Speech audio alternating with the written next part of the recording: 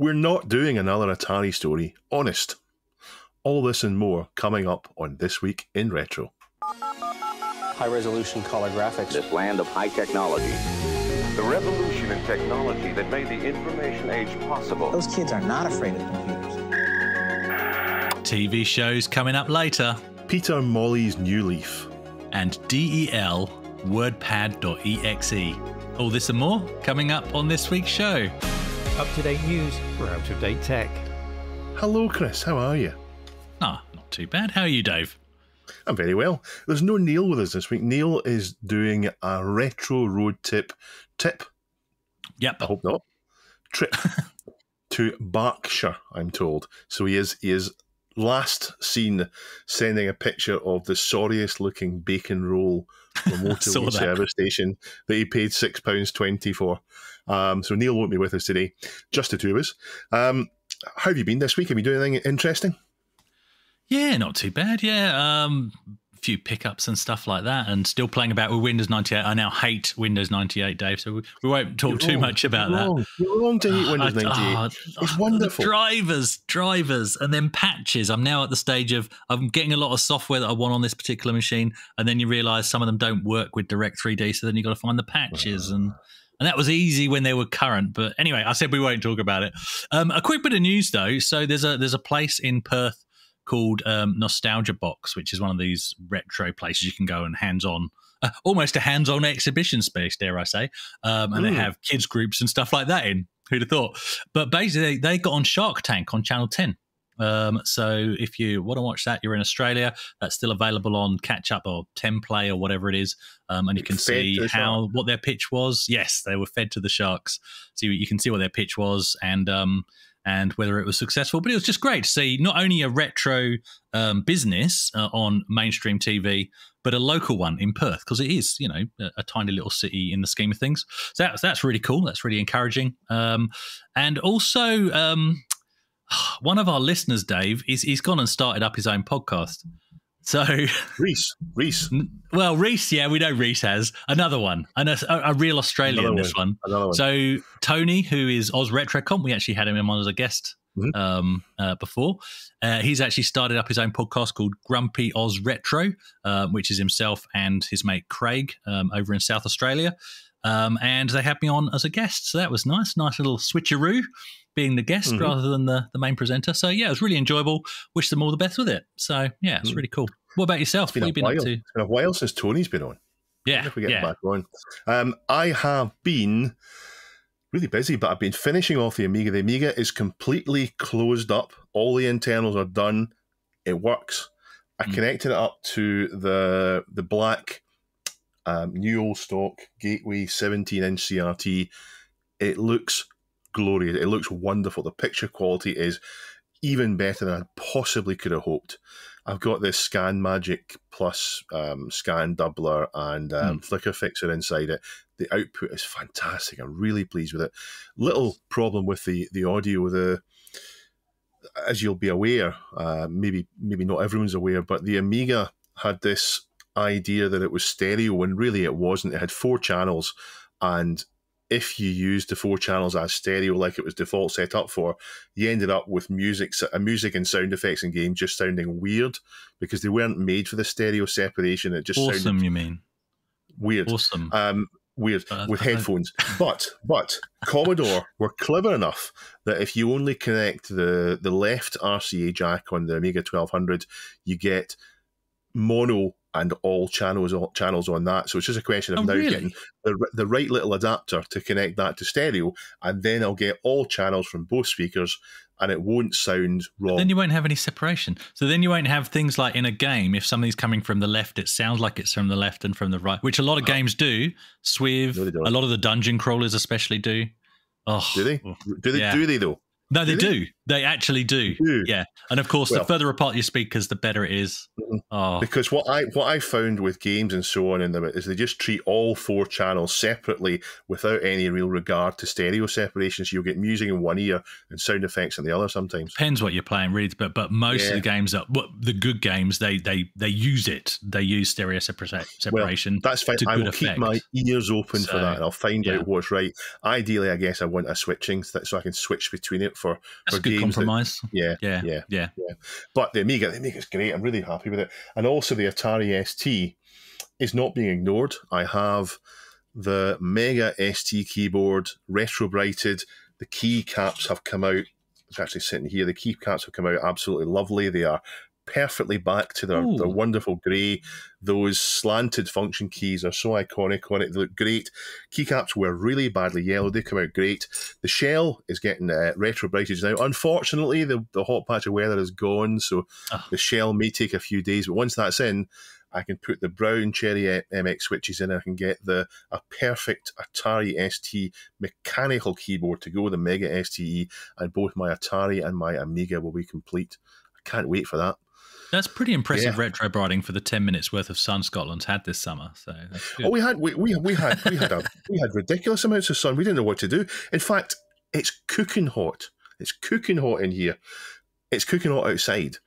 Even last night, it was torrential rain, like bucketing down, proper bucketing down, and it was still 20 degrees outside. Now, elsewhere in the world, you might be thinking 20 degrees centigrade is nothing. But in Scotland, we're used to the rain taking all the heat away, and it just hasn't done it. So we're tropical now. There'll be palm trees and there'll be lizards and all stuff about. We've got a name for that over here in Australia. What's Tuesday. That? Yeah. But you've also got air conditioning. Yes, that's correct. Yeah, it makes a big difference. We've got humidity and sweat. Yeah. Do we have any housekeeping?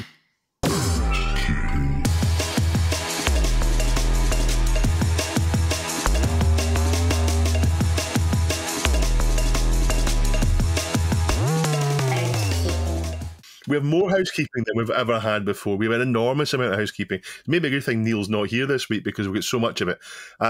First of all, I need to start this housekeeping with some real profound thanks to the community on Discord, in Reddit, on Twitter, and in YouTube comments. You guys have been providing us with things we've missed or misunderstood, or other things that have happened related to what we've discussed.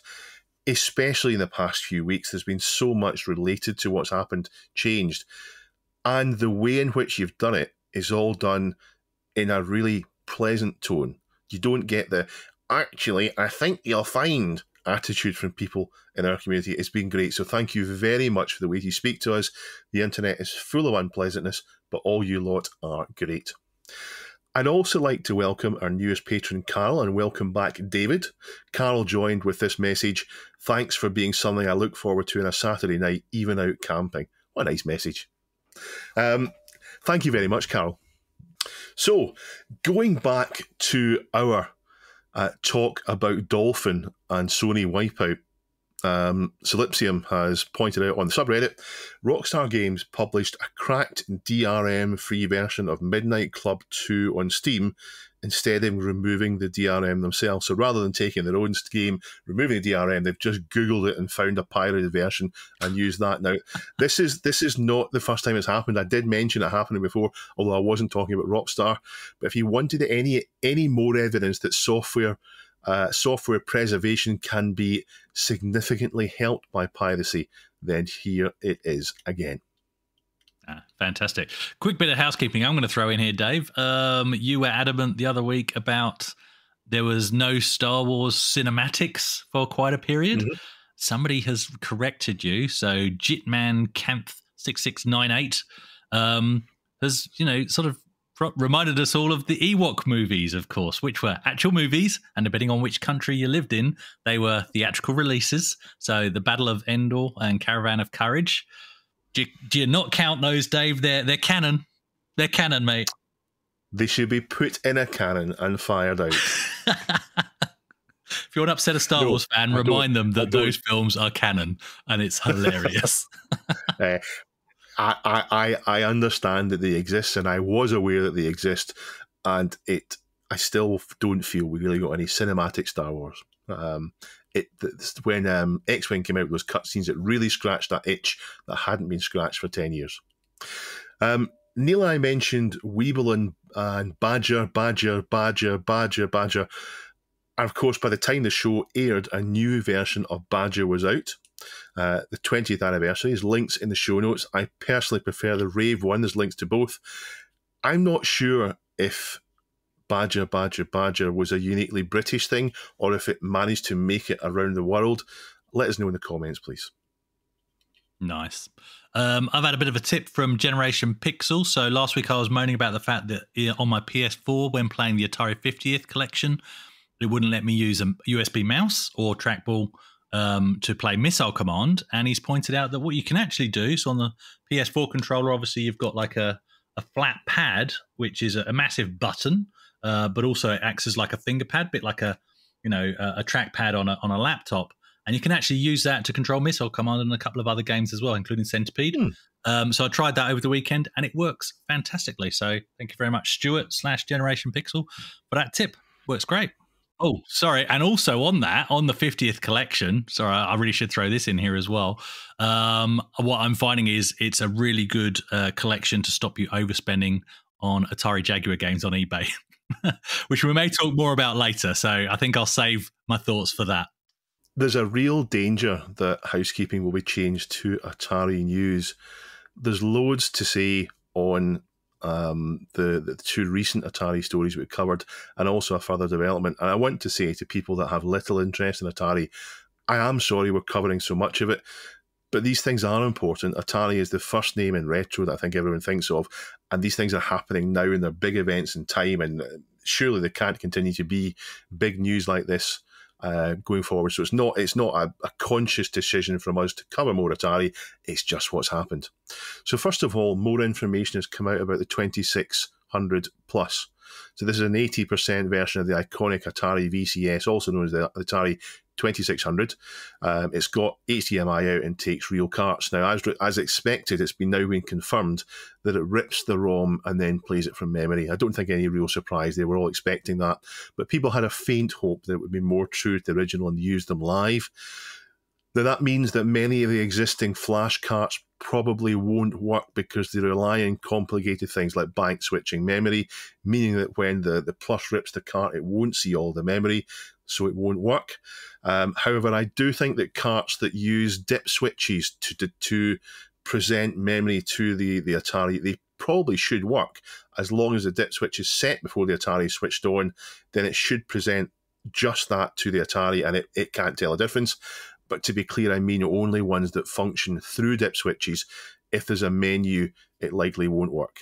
Yeah, I hope there can be a way. I haven't played with any of the 2600 multi-carts myself, but I know that the actual official Atari carts that are multi-game carts, they basically change game when you flick the system on and off. So I can't see why that mechanism wouldn't work if a multi-cart exists that does it that way. So maybe there's hope.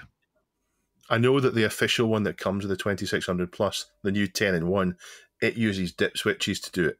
So the dip switches will mean that there's a larger memory chip, and by using the dip switches, you effectively turn it into just a window on a part of that memory, so the Atari only sees that window, and you can move the window around so it sees there.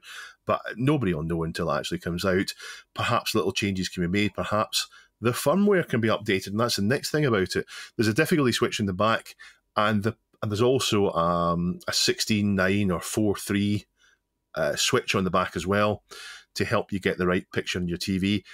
The power is supplied by USB-C, and they also intend to use that to deliver firmware updates. And that's the huge bit of news here. Not only does that mean there's a bit of hope for them fixing things that aren't compatible, making little changes to it, or indeed for someone else to make a patch that makes it work. It also means that things will be hacked and augmented fairly quickly, and it'll do more than it's sold as doing once other people get hold of it. So presumably it'll run down within a week. Next update is the Atari cabinet. So the Atari arcade cabinet is an Atari 50th branded arcade cab with surprisingly 50 to 2600 games and 14 arcade games in it. We were a little bit underwhelmed with the arcade games in it. I noted that we're all a certain period and that my favourite Atari arcade games weren't on it. What we should have realised and what we didn't realise is, of course, that Warner acquired Atari and there was a rather rocky road for them and they split things off. Warner had huge losses, stock price dropped by 2/3, etc. It's known as a video game crash. And in North America, it was an enormous event that caused all sorts of problems. That's when you hear about E.T. getting buried in the desert, and turns out that's actually true. I thought it was one of these stories that people made up, but no, they did do that. Atari created Atari Corporation, which was the consumer electronics and home computers, and sold that on to Jack Tramiel, which is where we got the wonderful Atari ST from. The phones went to Mitsubishi, and they retained the arcade stuff as Atari games, but then sold it on to Namco in 1985. So that's why the different IPs went in different directions. So it looks as if the games that are on there, the ones they perhaps already own the license for, and they didn't want to go to somewhere else and buy the license in to use those in the one-up machine. That makes perfect sense. The current Atari, which used to be the French company Infogrames, and owns some but not all of the previous Atari incarnations IP. So maybe they'll acquire all that. I don't know. We also said that this is the first one-up that we could see that had a trackball, and we're not correct. A few people pointed out that one-up did a Centipede cab last year with a trackball. So the Centipede one had 3 buttons, a trackball, 3 buttons, and then the kind of top right, it had a spinner. And it also had the kind of volcano switches for player 1 and player 2. This one has kind of grouped the 3 buttons together to make room to put a joystick on. So you have a joystick, the spinner, and the trackball in one machine, whereas last year's one didn't have the joystick. Joystick's a huge addition. Lots of games need the joystick, but the 3 of those in the one thing make it a fairly versatile thing. That's cool. There's a tweet from Adam Korolik, and he says, when the Jaguar ended, they sold the molds to Imagine, who used them as dental equipment. Imagine sold them to Mike Kennedy for the Coleco Chameleon incident, who sold them to Atari Age. So he says Atari once again owns the Jaguar. Now, I'm not sure what that really means. I don't know if it means that I don't think they own the IP for the guts of the Jaguar, maybe just the molds. I don't really know. I don't know. But if it is true, it's a lovely bit of neatness for everything coming back to them. That would be cool. Surely it would be commercial suicide to re-release the Jaguar though, because it wasn't the best received console back then, and I think the market is too niche for a re-release of that, because it's not recognisable by the bigger fan base. It's more popular now than it was in the day. People are. It's funny. It's a bit like it's like one of these films that wasn't popular when it was released, and now it's more popular. Now it's one of these cult things. It's a cult classic console. It's true. Well, look, I hope at least that they re-release Jag games. That's what I'm looking out for, because the prices of originals are stupid for what are, and I'll say it, they're actually subpar games for the period the system came out in. But games like Doom and Alien vs. Predator, which are fantastic on the system, they would, of course, be subject to other IP ownership. So, the best games probably would never see a modern release in theory, but anything's possible. Yeah. Maybe there would be no point without those. They would make sure they were there. The last bit of Atari news this week is the huge one, and it's the acquisition of the Atari Age website. It happened before we aired last week, after we recorded. We weren't ignoring it, we just didn't know at the time we recorded.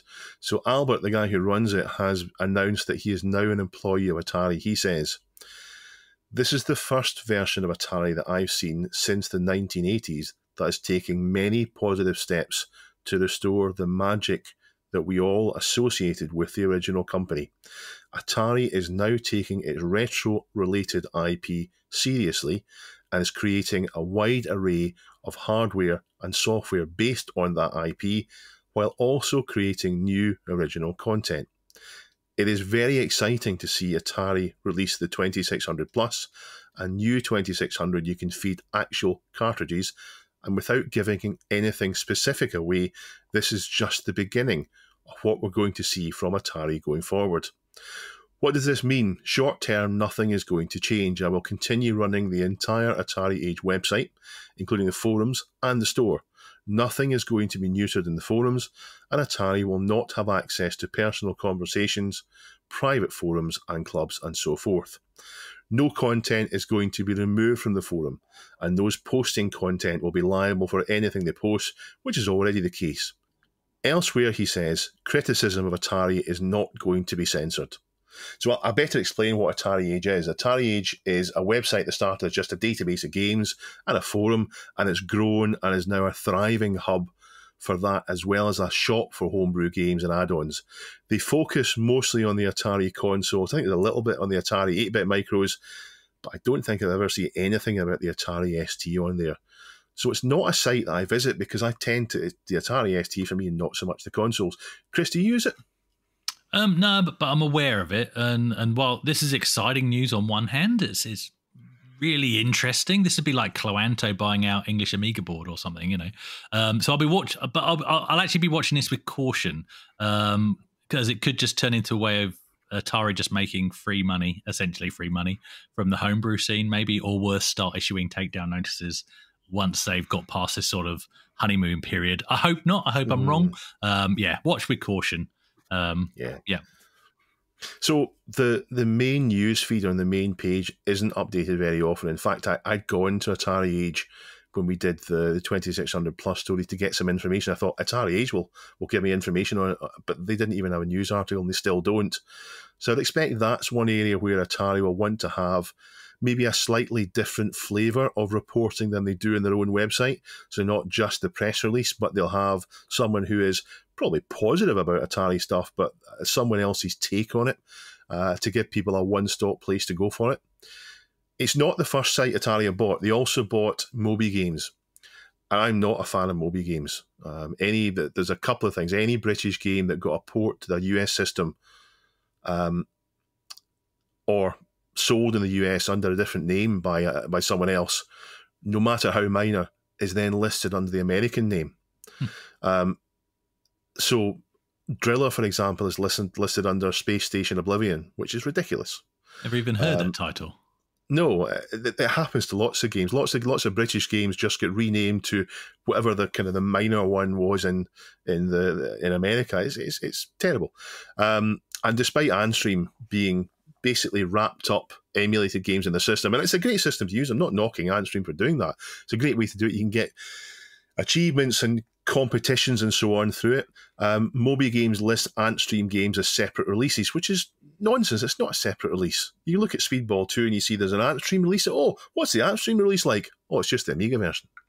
Yeah. They're really great with me. I've always wished there was something else instead of Moby Games, but there won't be while it exists. However, nothing seems to have changed since Atari acquired it. So they've at least up to this point haven't gone wrong. Atari are going to have to walk a really interesting line where they're doing commercial stuff, but at the same time, sort of abandonware activities are going on under their noses and on a site that they own. Now, I use the term abandonware with caution. So what I mean by that is there's stuff going on which could be potentially shut down legally, but it isn't, because the presumption is nobody's losing out. But it's up to Atari then. So lots of people are wary or unhappy and don't trust Atari, and I get that, because while I think it might start out okay, what happens when some VP in Atari has a clash between what the homebrew scene is doing and what they want to make money on? What happens then? Do they say, no, we'll get our way, thanks very much? Is that the start of a slippery slope? But from what the owner, Albert, the guy that runs it, said, it sounds as if something had to break. It sounds as if he was looking for a way out of what he was doing because it wasn't suitable for him. So Atari buying it and bringing him on as an employee seemed to be a way for him to decide to survive, because it might. He said he was close to the point of closing things down, or partly closing things down. So maybe this is a way for it to survive. I don't know. I hope it goes well though, and we'll end our biggest housekeeping ever by reminding you that Lee's Spectrum event live stream is happening today, Saturday the 16th. You'll be able to watch the stream on YouTube. links in the show notes. And you'll also see how the auctions go, which are really exciting. They're already at big numbers, and this is only us recording earlier in the week. And Lee will have some guests in over the day, including myself and Neil. I remain one of those odd people who do not subscribe to any streaming services because they're all too expensive and you need all of them. So I choose to have none. Although I'll happily leech off other people, but that aside. Of course, I enjoy YouTube, and the big TV behind me sees more of YouTube than anything else. But it's the 42-inch in the front room that's still regularly watching free-to-air TV through the antenna. And I'll have it on while I do other stuff, and it's there for background noise, and occasionally I'll pause my other task to see what's happening in The Middle or The Big Bang Theory or Wheel of Dealers or the millionth rerun of Friends. But I'm aware that that's kind of not normal behavior in most households these days. Most people would choose to stream at a time that's convenient to them. And many young families that I know of anyway don't even have the RF lead plugged in or even know why you would do that. And aside from standout shows like Lego Masters Lego Masters, there's no need to arrange your life around the exact day and time the next episode of your favorite show will drop. We just don't live like that anymore. Well, one YouTuber called Irish Craig Party does, and in a big way. So what he's done, basically, he used his time in lockdowns to create a rather unique project. It's an old TV that plays old stations in the pre-scheduled way they always did, allowing him to flick between these channels and view whatever is playing at that time, but with all the content coming from the 80s and 90s. So on the surface, that actually sounds like quite a simple project until you stop and think and you realize what a massive task this is to set up properly.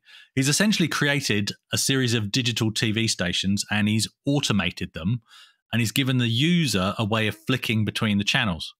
So he's built the whole thing into a vintage wood grain looking TV case that he's custom built. He hasn't butchered an existing TV. He has used a flat panel. Sorry, Dave. He's used a flat panel from an iPad screen, and the brain powering the whole thing is just a Pi 4. Powering everything, and he's obviously got a hard drive for the media, and he has custom knobs so that you can flick through the channels, and he's lifted all the original media and he's ensured that it's in 4:3, the correct aspect ratio, and a lot of it's been listed from VHS tape, so that actually sort of adds to the authenticity of the viewing experience. Not only does each channel have an automated schedule of shows, but it's interspersed with period correct adverts and title bumpers for each of the channels that he's recreated, including things like HBO and MTV being two standout examples. And he's even been a bit cheeky. So he's even added an adult channel, which of course is encrypted. So when you flick to it, it's pretty much unwatchable and it's just wavy lines and a bit of static. May spark some memories for some of us. Speaking of snow and static, some of the channels will actually shut down for the night. As in the feed, the programming stops, but the feed continues, but it's just static. It's just snow, just like it would have been back in the day until programming resumes the next day. And channel 3, which apparently in the US is the channel you would usually plug your games console in. Sure enough, on this television, flick to channel 3, and what you'll get is the ability to play, in his case, his Nintendo Entertainment System for some nostalgic gaming. He's put a ton of work into this, and I really love the results. Dave, would you sit and flick through channels on this if it were UK-based, not American stations, but if they were UK stations? And are you nostalgic for old shows and programming? Absolutely not. I wouldn't sit down and flick through channels. I'm horrendous for procrastination. My time management at times is very poor. One of the ways that I found I used to do it was flicking through channels on the TV. I find myself unable to sit down to take on a task like playing a game that I'll know be in depth or watching a film for a couple of hours, but I find it very easy to have a look at the forums, to have a look at Discord, to have a look at Reddit, to have a look at BBC News, to have a look at whatever else. easy to do that and then spend the same amount of time doing it. And flicking through channels on the TV was one way I used to do it. So I try not to do it. I do almost everything on demand, like most normal people do these days, I think, apart from like football or rugby games, which you have to watch live. And even though I go through periods of really enjoying watching Twitch streams, I really struggle because I spend too much time on Twitch when I do that. It takes up so much time. I end up with it far longer than what I meant. In fact, I should probably heap some praise on the Amigos for their Twitch streams because they prepare them and you get so much more from the hour with them than you do watching 3 hours of someone else streaming. And I'm not knocking someone else streaming for 3 hours, but what I do miss though, and what we'll never get back, really, it's gone forever, is the shared experience of everybody watching more or less the same TV shows. So we all watch the same thing as everybody else and then talk about it over the next few days. So be it the Mary Whitehouse experience and telling our friends, that's you, that is. Or Red Dwarf, Smeghead, on the Fast Show. Of course, you see, I was very, very drunk. All those kind of things where it happened and then that's all you talk about for the next few days. You miss that. But I wouldn't want to go back. I wouldn't want to lose YouTube, Plex, my streams. What I do love, though, is what this guy's done here. It's wonderful. It's not for me, but it's wonderful he's done it. What I would like, the idea that I've got is for us to have scheduled television from the 80s or 90s. Now, it doesn't need to match exactly the way it was, but so that you have this episode of Star Trek Next Generation this week, plus this episode of Friends, plus this episode of something else, so that you've got that, and next week you'll get it so that it's not all there on demand, but so that you've got this week's episode on demand. So a halfway house that we could all do, but I don't think it really worked. But I like the idea of somehow getting the shared experience back, so that we all see the same things back from then. But yeah, it's incredible what he's done. Incredible what he's done. That would be really cool, actually, because you do get on free to air, and I know even in the UK, like channels like Dave and whatever, and quite often they will have stuff from, say, like the 80s or whatever, but they're now catered to the binge audience. So if it's Knight Rider, for example, you'll have 10 episodes of Knight Rider back to back. When you first flick it on, you go, cool, Knight Rider.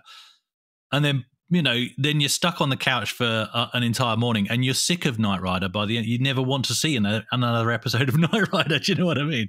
So it's not the same as staggering them with other shows. That would be a really cool thing. Maybe even a 3 or 4 hour patch every week. And in that 3 or 4 hour patch, you've got 6 or 7 different episodes in it.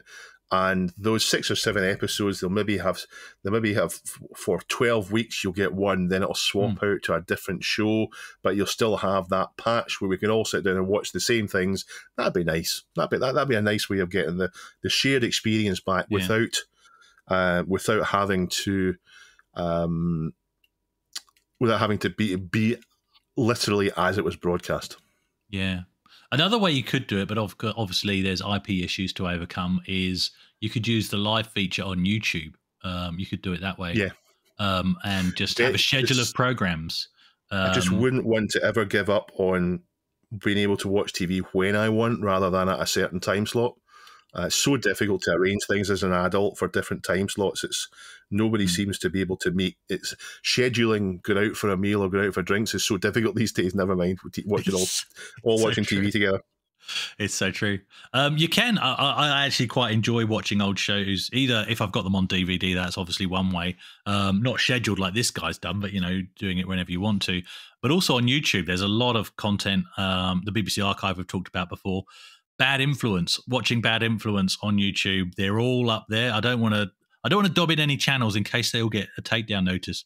But pretty much every single episode you can think of is up there. And that took me right back. And the way I re-engaged with that is by trying to watch only one a morning, or even just a couple on a Saturday morning, just as it would have been back in the day, watching it Saturday mornings. That made me feel like a teenager again, which was great. And another channel I really like watching, and I will name this one, it's called Retro Steve UK. I think he might have even started off doing Spectrum stuff, I'm not sure. But now most of his channel is taken up with TV adverts from the 70s, 80s and 90s. And they're just back-to-back adverts, which the bizarre thing about this is, right, back in the day, it's the last thing you wanted to sit and watch was a block of adverts in the middle of the show, but they became part of our lives. They became part of our culture. And so now I will happily sit there, watch a chunk of these adverts, because they're generally about 20-minute stints, right? And he does them under different categories and whatever, but they just take you right back.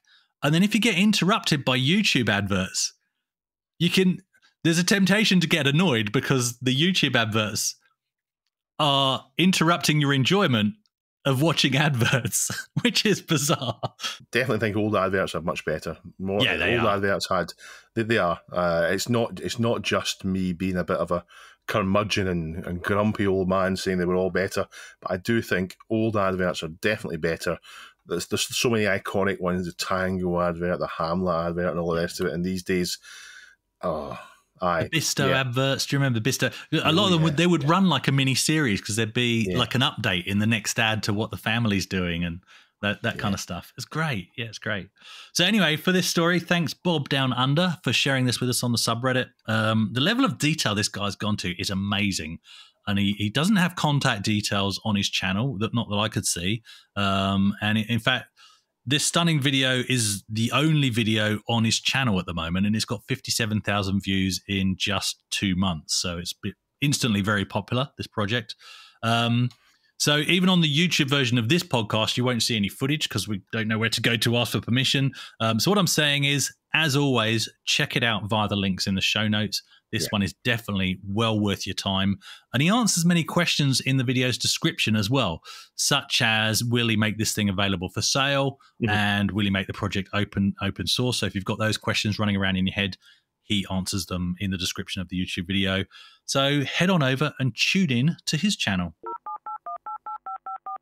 We are sponsored, thank you very much, by Pixel Addict Magazine. Pixel Addict Magazine is released every 6 weeks. It is a digital culture magazine, so it's not just about the games, although a great deal is about the games. It's about everything that happened back then. In fact, this month's 6 weeks article I was reading on the handspring visor, which is a sort of a copy of the Palm Pilot. Don't know why it's interesting to me, because I'll never want to own one. I never had a Palm Pilot, but I still enjoy reading about it.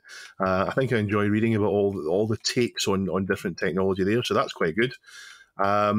This one you'll remember is the issue about celebrity gamers, among other things. It is available at the URL pixel.addict.media. Well done. You can subscribe to get it delivered to your house. You can download PDFs, you can get back issues, or you can go to your newsagent and demand a copy from your newsagent, and they will have to give you one. Worldwide. Do they have any Everywhere. articles about how to install drivers and patches for Windows 98? Because that would be really useful. I think there's not room to get that done. I think there's not room to get that done. Remember when we moved to Windows XP and all that disappeared? I know. Do they have the patches on a cover disc? Because that would also be really helpful. A CD cover disc with patches on it. No, thank you very much, Pixel Addict Magazine. Peter Molyneux made some of the best games that I've ever played. Not long after I got my Atari ST, right through the DOS era into Windows 98, there were some wonderful Bullfrog games. It just so happens that my first Bullfrog game, Populous, was their first big release in 1989. Powermonger, Flood, Populous 2 would follow before I moved to PC, and then things went up a notch with Syndicate, Theme Park, Magic Carpet 1 and 2. I missed a few and then came back in the Windows 95 area for Theme Hospital and Dungeon Keeper 1 and 2. After Bullfrog, I played Black and White, but I didn't play Fable. Fable was console only, although I think around a year after the console release, there was a slightly enhanced port that came out for Windows. And one day I might get to it. I'm not sure why I didn't.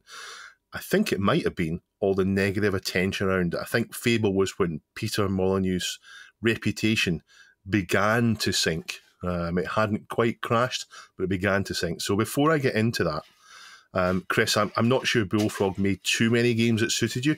Am I lining you up to say, yeah, I've not played those games? Yes and no. There's quite a few that I haven't, but a fair few that I have actually. So Syndicate, I actually played that on a PC. I know a lot of people have love for the Amiga version, but it was a PC game as far as I was concerned. Theme Park, for me, that was played on the SNES. I'm not big into those style of games like Theme City, Theme Hospital, whatever. But Theme Park, I mean, what's not to love? You know, setting up your own theme fun. park and making sure your patrons had somewhere to eat and stuff like that. And Magic Carpet's a very interesting one. It was either Magic Carpet 1 or 2, and I swear it was a demo because I'm pretty sure I never had the full game. So it's probably on a cover CD, which used to come on magazines, probably either PC Zone or PC Gamer. And I remember liking it and thinking I would like to buy this game, and then I never did. But yeah, nice games. Yeah, Magic Carpet has this really amazing atmosphere, and you travel. It's one of the first games I remember traveling really quite fast and feeling quite realistic. I'm sure the graphics, of course, don't hold up so well today, but they're good enough, I think. Yeah. Magic Carpet is absolutely amazing. In fact, I've got a Bullfrog shelf there. All Bullfrog games, I think, or nearly all Bullfrog games. Throughout the 4 years of Fable's development, Molyneux would do his best to market the game as a never-before-seen new step in modern gaming. Now, this is not a departure from what he's always done. In fact, he famously blagged Bullfrog's first 10 Amiga computers when Commodore mistook his Taurus company that exported beans for another company, Taurus, that did networking for computers. Commodore being incompetent? I'm absolutely shocked. But I think this is just the way he operated. He was a hype man, he was a salesman, and I think the problem with Fable is that finally the horizon needed to be so far away from what was possible in order to wow people into thinking this is really amazing, that it was so far away from what they could deliver that his hype fell so short of the product that it went all wrong, and beyond Fable, things really went badly for Molyneux until the point it was basically a pariah where he couldn't really do anything. Now, it turns out he's a new man. Now, this story was submitted by me because I'm fascinated with Peter Molyneux, and I'm always ready to forgive him. It's about a podcast interview he did, and I should say it's not with Neil, because he has been booked in twice with Neil for a tea break, and he's stood Neil up both times, so boo to Peter Molyneux for that. It's a different podcast he did. It's an NME article I've linked, which will take you to the podcast. And he says here, I used to specialise, if that's the right word, in talking about the games that I made before they were finished. You know, as any unfinished project goes, quite often things change, and that development process, I think, people mistook that as being promises of features in the game. He then talks about being lost in the passion of game development of that era. He did say it was an atrocious thing to do to his team. He says, I have an enormous amount of regret for it. I feel remorse for what I did. What I should have said in every interview is, everything I say, take with a pinch of salt. I may not even tell the rest of the team about it. So what he's trying to say there is that when he was talking to people, he was talking about aspirations and hopes for what would be in the game, rather than this is the finished plan and they're just filling out the coding for it. I kind of see his point. But repeatedly, people took that as promises, so he should have adjusted his behaviour accordingly. I think he knew very, very well he was hyping things up. He was getting people talking about his games so they sold more. And of course, it worked for him right up to the point where I think game development became so complicated that he ended up talking things that couldn't possibly be delivered. Now, I'm going to try and read the next bit with a straight face, and I chose there's lots of coverage of this podcast, but I chose NME because they had this wonderful paragraph. It's not the last paragraph in the article. The last paragraph is some kind of cat hook to get you to read a different article, but this is effectively the last paragraph, and it said, earlier this year, Molyneux said that his present project features a mechanic that has never been seen in a game before, but shares a lot of similarities with Black and White and Fable. So I think NME knew exactly what they were doing here after saying about him apologising, just saying, look, he's back at it again. Chris, can you forgive Peter Molyneux? Will you trust him with game dev again, or should he be banished back to selling beans? I'll forgive him because I didn't really know the backstory before you brought this story up anyway. So yeah, he's forgiven by me. But in preparation, I did have a look at a few clips just to do some background history. And funny enough, it was actually Bad Influence, the first one I came across, where he's giving an interview about Magic Carpet. And it's interesting because he was openly saying, this was him saying this is an engine in search of a game. And he's explaining that they've refined the engine and showed the different iterations of this flight engine that they come up with, the voxel spacing and stuff like that. And but he literally says there's no game as such. That only comes from playing and testing and tweaking and retesting. And he literally wasn't making any promises at all in that particular interview. So I'll throw a link to that one in the show notes. But this does remind me a bit of, more recently we had No Man's Sky, and a lot of people did make comparisons between Sean Murray and Peter. But No Man's Sky, I think, is different. It was outright deceptive, the demo footage that was shown before the game's release. However, good on Hello Games, they slowly over time delivered on those promises by releasing patches, which they released for free. And obviously you can get away with that in this day and age, not so much in the 80s and 90s. I was going to say on No Man's Sky, I think, and I'm not certain about this, I think it's now a happy ending for that. They've sold lots of the game. People have got what they've paid for, and it's all worked out all right. I'm thinking of another example where that hasn't happened, and that's Dino Dini's Kickoff Revival, where he released the game. He didn't do what he said he would do, and then he tweeted about a year ago saying, people want me to go back to Kickoff Revival, but are they going to support me financially to do it?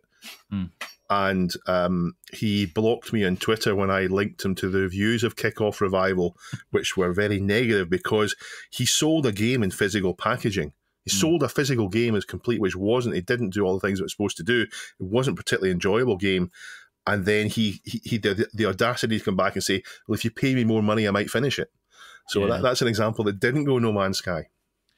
No Man's Sky is a fantastic example of things going right. But the thing is, No Man's Sky, it wasn't a bad game. It was the fact that it didn't live up to the promises it itself had made, and that's the problem. The golden rule is under promise, over deliver, and it's the complete opposite. The absolute complete opposite. And what I love about what Hello Games did was, the fact that they listened to the community, they continued to develop, and they pushed it all out for free. Whereas you take, they're a relatively small new studio. Whereas you take something like EA Games with a Disney tie-in, right? They do the new Battlefront, Battlefront EA, Star Wars Battlefront EA. The community hates it because it's just a storefront, but we've paid full price for the game. So the community is up in arms. What do? Well, they listen to the community and they rectify it with Star Wars Battlefront 2, but they don't give you that for free. You've got to buy an entirely new game to get the experience you were expecting in the first place. So Hello Games did a fantastic thing. They really did turn it around. So I think there's a big difference between, the early days of Hello Games and Sean Murray and what Peter, I think, was doing back then. He does seem to me, from what of the interviews I've seen, and I did look at some negative ones as well as some positive ones, he seems quite dedicated to the craft. And in fact, one interview I found on People Make Games, he actually tells her he nearly lost the relationship with his now wife, as they didn't have time to go out on a date while he was working on Black and White. And he literally put off their first date for 3 weeks. He basically said, look, give me 3 weeks. I need to get this work done. And then I'll give you some attention. And, so the game was released and he's now clearly still married to this woman. So worked on both fronts.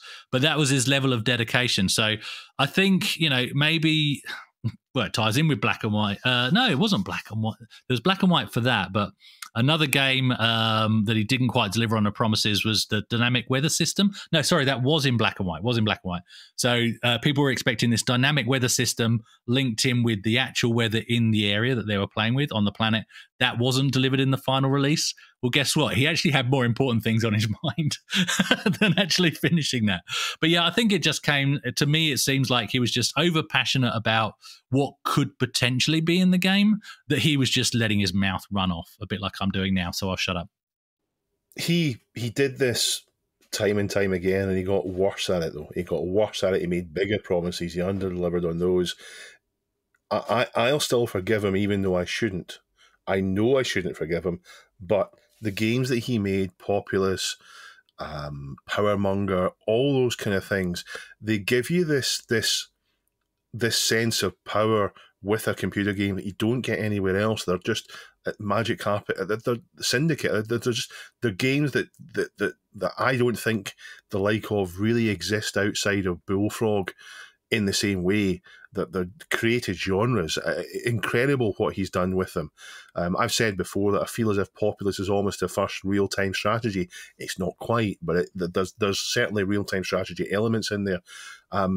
Just incredible, and that's why I'll forgive him, because I played those games before he then burned his reputation being this ridiculous hype man. So I know he talks rubbish, and I know he makes promises it'll never happen, and I know he's only apologising now because he's got a new game coming out. But he made Populous, he made Magic Carpet, he made Syndicate, and that's enough for me to forgive him every single time. Microsoft are about to decommission something from Windows, and I think you're going to miss it, while also realising that you didn't know it was still there. So while we all rely on our nice, expensive annual subscriptions to Office 365, mostly so that we can basically just write documents in Word, right? That's the main thing we potentially use, maybe a bit of spreadsheeting as well. But, wonderfully formatted text with headings and subheadings and maybe a table and carefully placed page breaks and all perfectly laid out until you insert a nice image and the whole thing turns to spaghetti. That's generally what we do. But did you know that ever since Windows 95, you actually didn't need Office to do that at all? And in fact, it came from before that, but I'll come to that later. Because in Windows, ever since Windows 95, a neat little program called WordPad has lurked in the background. And it does not everything Word can do, but a fair bit, including text formatting, so changing your fonts and sizes, that kind of stuff. Inserting images, it's got drawing tools, it's got alignment tools, you can do bulleted lists, just like the one I'm reading from right now, and you can change your indenting. Okay, it's not a whole lot, but the fact is you can do the kinds of things required to keep most text tasks tight and tidy. Got that on the first take, didn't I, Dave? No. Yeah. And in fact, WordPad is actually a modern version of Write, which you may remember from Windows 3.0 and even before that. And now that I've told you that it's there for you to use, Microsoft apparently, according to a story shared with us by Ishitum, are getting rid of it. So the link Ishitum gave us is actually a link to a piece on thurrott.com by Paul Thurrott. And in the article, Paul details the demise of WordPad and how it doesn't really matter in this day and age. Paul's source of information is a page by Microsoft themselves, which I'll put in the notes as well. It's a very long list of items that Microsoft are decommissioning, is the word they use, or at least stopping development for. So basically depreciating features, as they call it. Dave, do you have WordPad memories? And what else do you actually, off the back of this, what else do you fear Microsoft may depreciate next for the operating system? I'm not really enjoying modern Windows. I think from Windows 10 onwards, in fact, probably some elements of Windows 7, but from Windows 10 onwards, Microsoft went down a very different route, and I stopped feeling like the customer. Windows 98 Second Edition is a fantastic operating system for us to use these days. Don't say a word. If you do want to do any PC gaming right up to the early 00s, then it's the OS for you. Right, going back to the mid-80s PC games, it suits, because with the exception, of course, of Windows 3 only games, it comes with a version of DOS that's very compatible, that also suits larger hard drives and has a lower memory footprint than other versions of DOS. So it's the ideal version of DOS, even though it came with Windows 98 Second Edition. It's the ideal version of DOS. So it's a great operating system to install on just about any retro DOS PC. And that's why I've installed it several times. And I quite enjoy, believe it or not, I quite enjoy installing Windows 98 SE. It's the tone of what Microsoft say. They're saying, here's what we've done. We've made this better. You can do this now. We hope you like it. We're trying our very best. We really think we're doing well. Here's our product. That's how it felt. Not now. Not now. It's, you'll do as you're told. You'll install updates. will ask you some questions about what flavour of updates you want to do, but you'll do them. Whether it's at 5 o'clock in the morning or 5 o'clock at night, you'll do them when you're told. More stuff is locked down. The search in Windows is deliberately broken to get you to go on to Bing, to get you to do stuff that Microsoft want you to do to make money from you. I don't know how much data they capture and send home. I don't really know. I don't know if I believe all the kind of the doom and gloom stories out there, but I'm sure there's plenty. And of course, we don't really pay for Windows anymore. I'm still on the Windows 7 license through free upgrades to Windows 10 and then Windows 11. So I paid a small amount for Windows 7 and I'm still on that same license. So if I'm not the paying customer, then I'm the product being packaged up and sold to someone else. And I don't like that. I would rather pay a modest amount for Windows and that would be okay. In fact, I always thought that Microsoft's business model, their business model was that they didn't really worry about how much they made from home users because it was important that home users used Windows so that was what they used in the office because that's where they made their money. But as to WordPad being gone, I'm not surprised. I never really used it because I couldn't do without having Excel. I must have Excel, and I don't even think you can buy Excel separately. I'm not aware of it anyway. So I've always had Microsoft Office. And I've now got 365. So I've always had Excel, and because I've had Excel, I've had Word. And because I've got Word, I would either use Word or I would use Notepad. In fact, I don't use Notepad, I'd use Notepad++. So I use Notepad++ or Microsoft Word. WordPad or Write is a halfway house between the two of them. What you said, though, about the functionality, or what you said it does, actually sounds quite good. It sounds as if, I wonder how often I don't. That isn't enough for me. I wonder how often I do something in Word that isn't able to be done on that, but because I've got Word anyway, I'll use it. So I won't miss it. As to what they'll take next, I don't know. I think anything is fair game. I think Paint, Calculator, etc., maybe taken away and then try and sell us a different version with ads on them or with as many links as possible to Bing and photo printing services and so on. There's certainly... as time goes on, I'm sure they will try and make more money from us. And of course, with operating systems, I feel that for general use in operating systems, more and more is happening inside the browser. So the operating system doesn't perhaps matter as much. I'm not saying that 2023 is the year of the Linux desktop, but we're seeing Chrome OS starting to creep in all sorts of places, and it's fine. It's fine if it launches a browser, it's fine. So I don't know what they'll take away next, but it certainly feels much different than what it was in 7 and then XP and then 98. They're certainly not interested in keeping me happy. No, fair enough. You can actually still upgrade, by the way, because they said you could no longer upgrade to Windows 10 for free. You still can. And I've recently done it. And I must say the experience was as painful as installing Windows 98 because it was my dad's old laptop. It was stuck on Windows 8.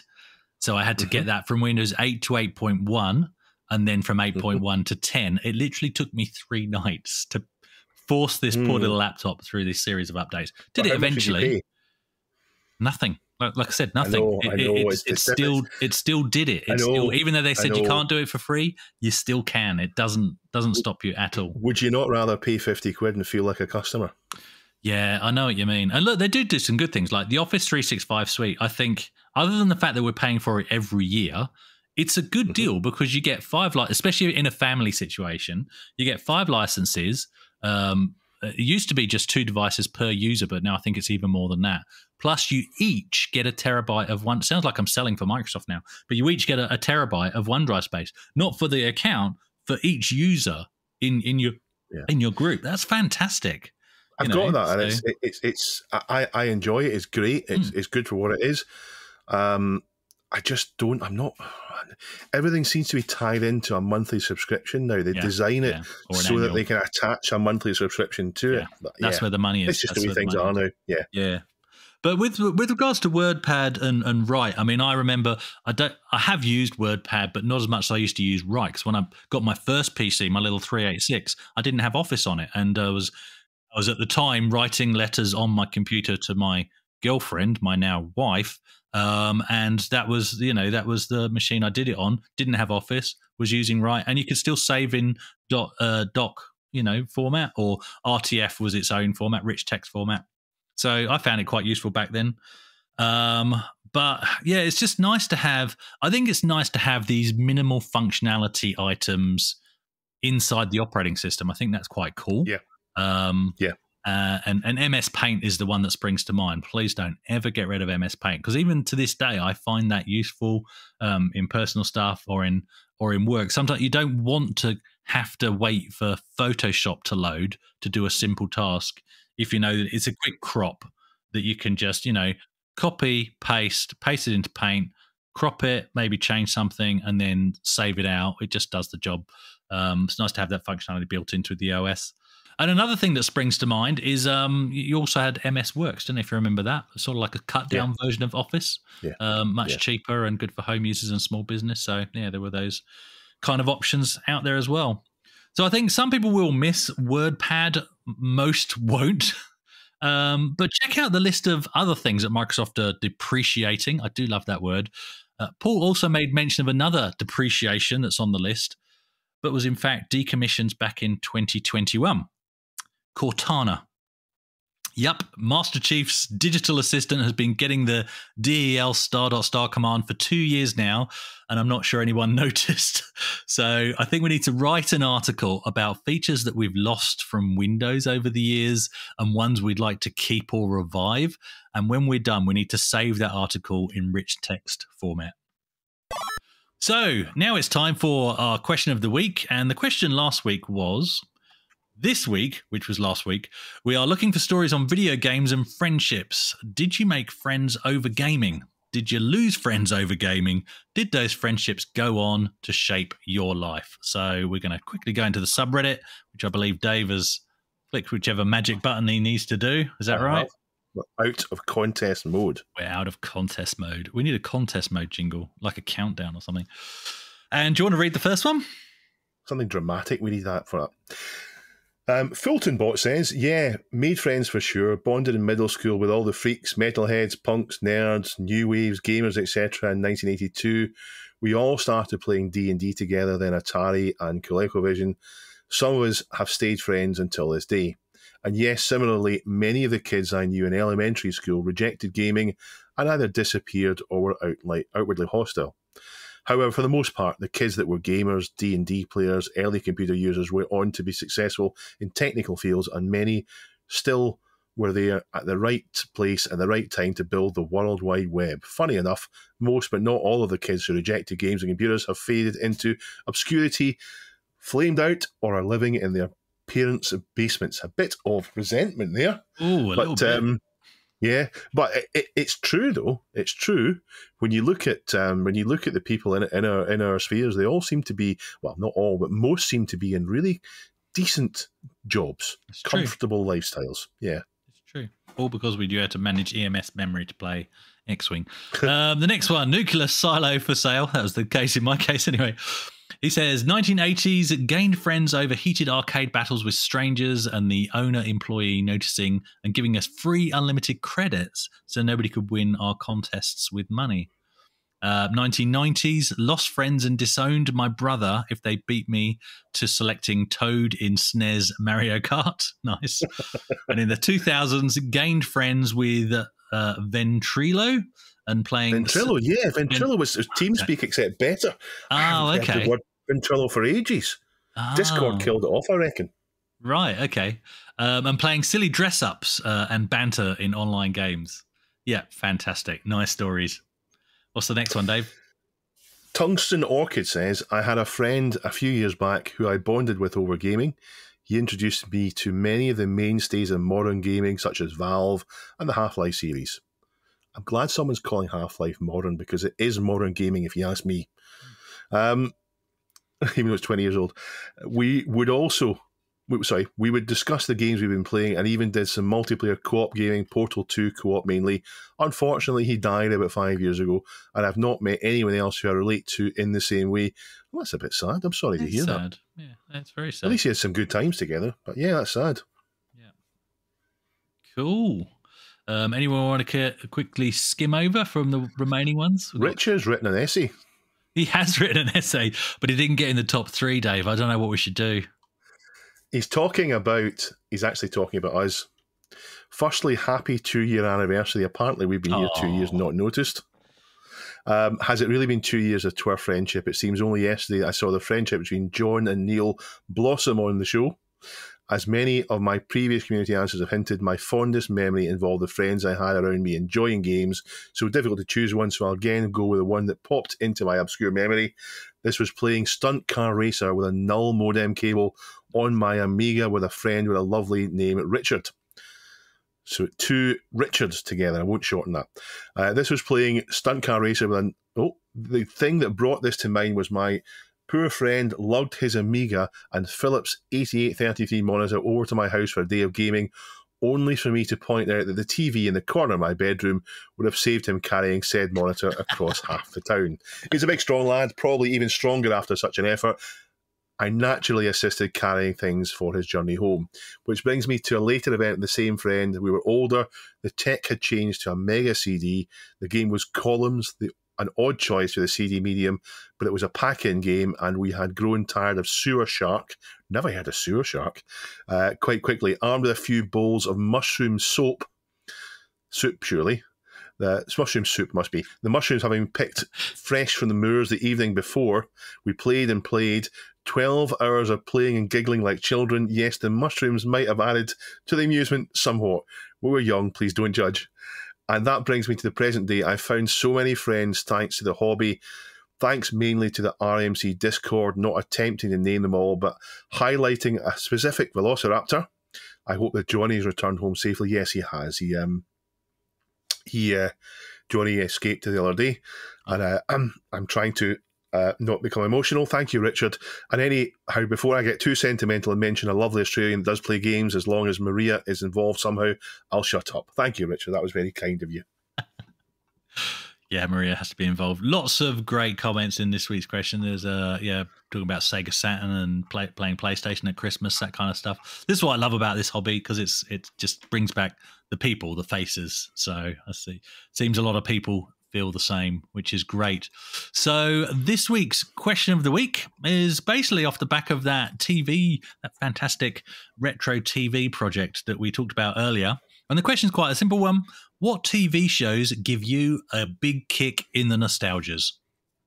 And why? And it doesn't need to be a retro TV show. It could be any TV show that gives you the nostalgias, whether it's a modern one, whether it's an older one. Yep. So to participate, head over to our subreddit at reddit.com/r/thisweekinretro. Thank you for listening. We'll be back next week.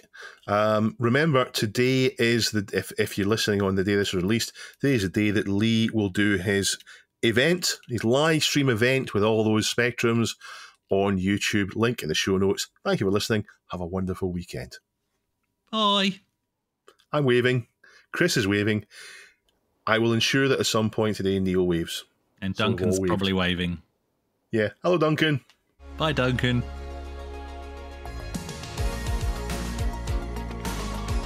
This Week in Retro was presented by Neil from RMC The Cave, Chris from 005 AGIMA, and Dave.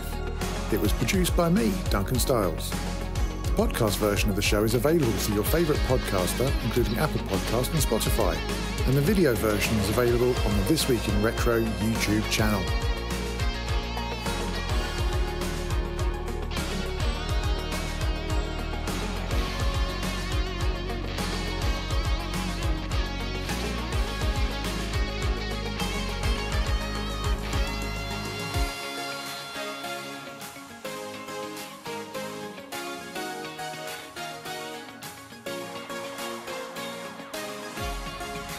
Join our community subreddit at r/thisweekinretro to suggest and vote on the stories we cover on the show.